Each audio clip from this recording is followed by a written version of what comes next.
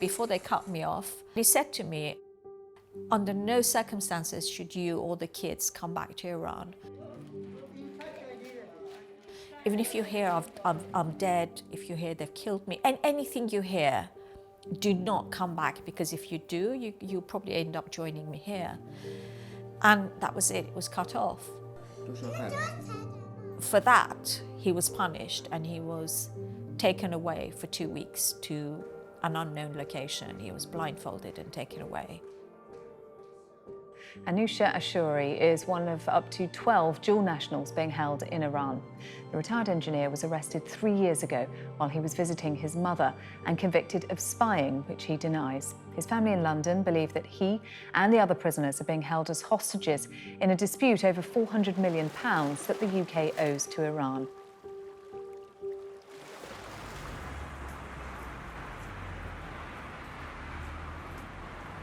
It was a very routine trip. He wanted to check on his mother because she'd had a knee operation shortly before. He travelled back and forth at least 3 times a year. I usually went 1 or 2 times a year to see my parents. We never had anything, any problem, nothing, not even remotely. I drove him to the airport, you know, we said goodbye and he left. I've never said this, but a weird thought came into my head that, what if I don't see him again? And that was it, and I haven't seen him since. He was actually walking down the street to go shopping, and this car pulled up and sort of cut him off. And he said 4 very big men came out, and they said, "Are you Anoosheh Ashoori?" And he said yes. And they said, "You're under arrest." He rang his mum for about, I think it was about 30 seconds. He just said, "Don't worry about me. I'm in Evin Prison." We just couldn't get our heads around it because Evin in Iran is associated with politics, with political prisoners.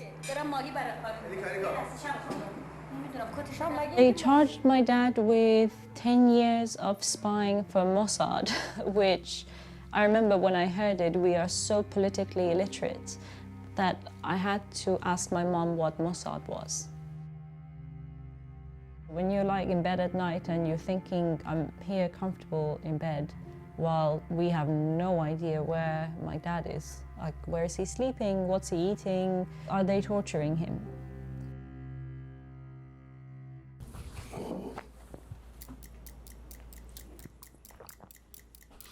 Mr. Ashoori, to my knowledge, he was arrested almost a year after I was arrested.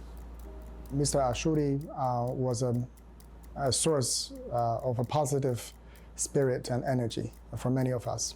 Many prisoners would go to him, talk to him, to find a solace and comfort.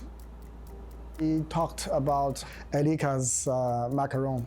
You know, you can imagine in prison, he would induce all this craving from me about all these fine foods. We were assigned to the same cell. The cell was half underground. There was no window.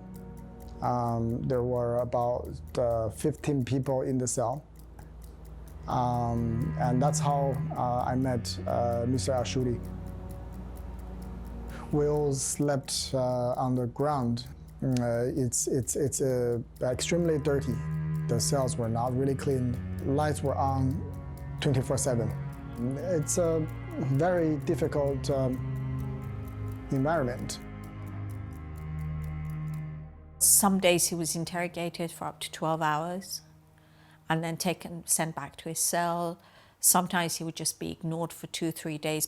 And then sometimes after he was interrogated, they would give him like 50 pieces of blank paper and say to him, "You have until tomorrow morning to fill these and write about possible scenarios where you are a spy." Their behavior is really sadistic.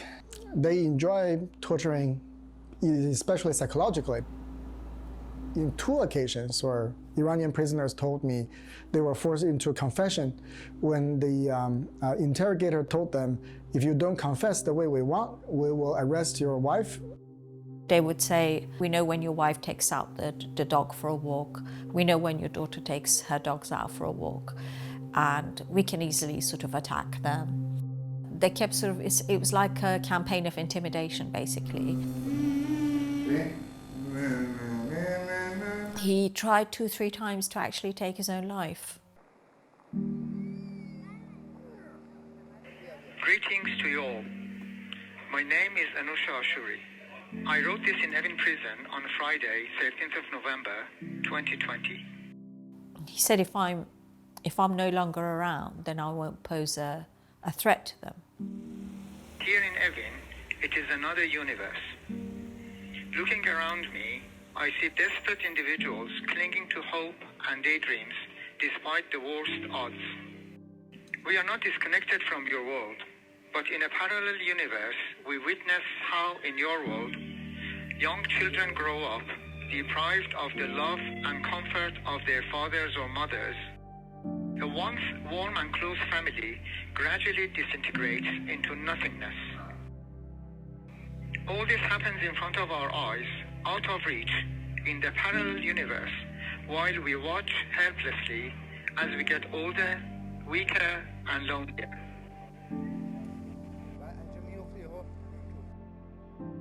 For someone as strong as him, for someone with his love of life, I can't imagine what point he was brought to actually make that decision.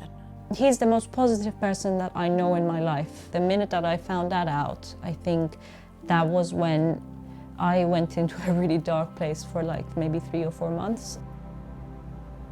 These monsters will do everything to get what they need.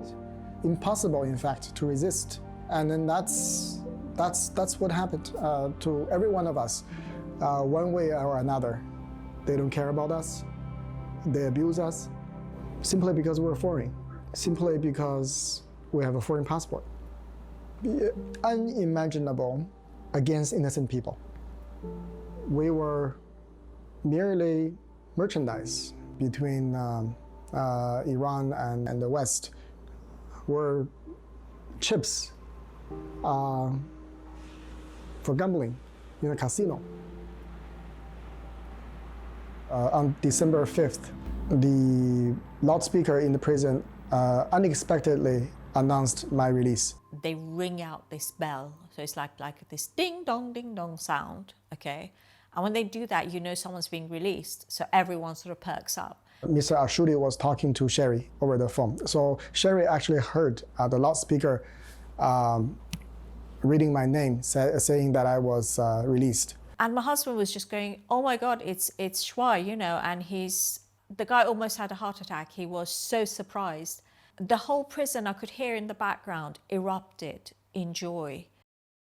And I always envisaged that during one of our conversations.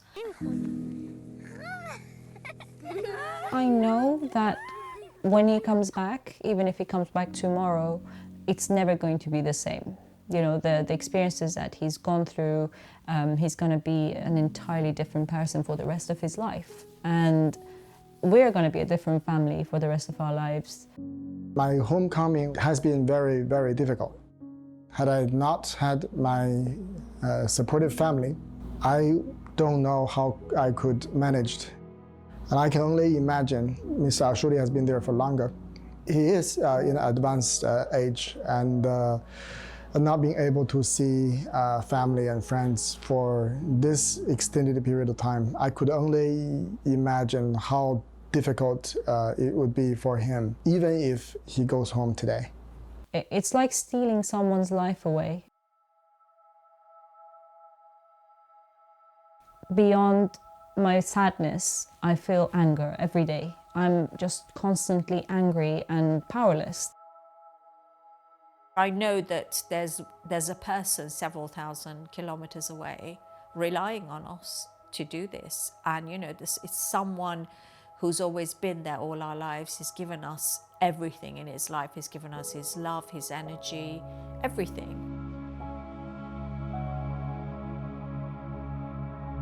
My mom is extremely brave and extremely driven. She puts documents together daily for campaigns, for interviews, for lawyers.